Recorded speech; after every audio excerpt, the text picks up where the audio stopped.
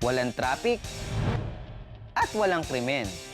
Lahat nakatutok sa telebisyon. Ganyan ang itsura ng Pilipinas noon tuwing may laban si Manny Pacquiao. Tila nagiging laban ng sambayanan. At dahil sa parangal, pagkilala at milyon-milyong perang premyo, marami ang sumunod sa yapak ni Pacman. Mga kabataang nangangarap din tumapak sa ring. Introducing, in the blue corner, standing at 3 feet and 6 inches tall, weighing 17 kilos, huwag niyong ismulin ang Little Champ Assassin ng North Cotabato, ang 7 taong gulang na si Brian Obrador. Maliit man ang tindig, si Brian certified bigatin. Bata pa lang, 40 beses na itong lumaban at 38 ang kanyang napatumba. May mga competitions naman internationally na as early as 13 years old. Pero kung, let's say, mas bata sa 12 years old, kailangan mas i-emphasize yung skill development rather than competition. So kung mga unsanctioned events ito, let's say sa mga kanto-kanto na boxing, tapos hindi na-observe yung safety, doon magiging concerning ang participation sa sport ng boxing. Kalita, pat! Ah! Ang una niyang coach, syempre pa ang kanyang amang, si San, na dati ring boksingero. Unang araw umapak sa ring si Brian nung edad na 5. Nagsasama ako sa ama ko kasi trainer siya sa Kinabawan Boxing Team.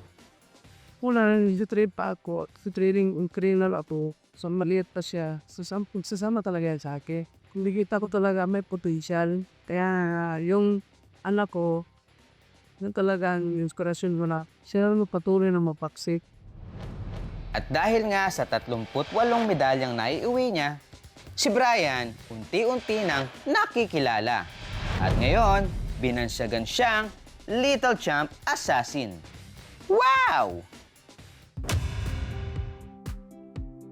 Pero hindi tulad ng ilang malungkot na kwento ng mga boksingerong napilitang tumigil sa pag-aaral tulad ni Manny Pacquiao, si Brian tuloy pa rin ang pasok sa eskwela.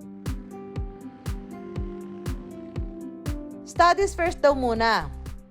Kung may pasok, papasok talaga ako sa hapon, 5 p.m. Pupunta ko sa gym. Sa 6 p.m. uuwi na ako sa bahay kasama ang ama ko at mama ko.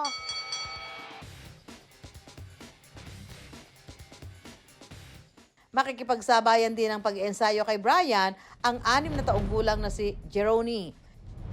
Little Ipo-Ipo naman ang tawag sa kanya. Rapido raw kasi ang mga suntok nito na parang tornado.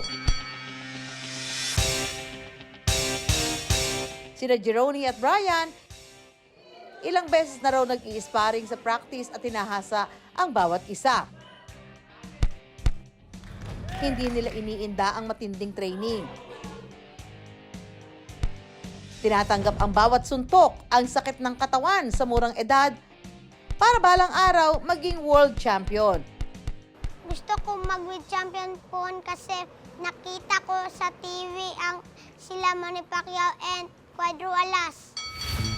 Kung may makakaintindi sa pinagdaraanan ng mga batang boksingero na si Brian at Jeroni, walang iba kundi ang young boxer na unti-unti na ring umuukit ng pangalan sa loob ng ring. Dumaan din sa matitinding training sa boxing sa murang edad. Si Eman Bacosa Pacquiao, anak ng pambansang kamao Manny Pacquiao. Na-inspire ako sa fight na daddy ko. Parang naging passion ko sa hirap ng buhay at saka sa parang na-inspired din ako na mag-try din ng boxing na kagaya ng daddy ko. Mahirap kasi malaki expectation din ng mga tao. At para magbigay ng inspirasyon, personal na pinanood ni Eman ang kanilang training.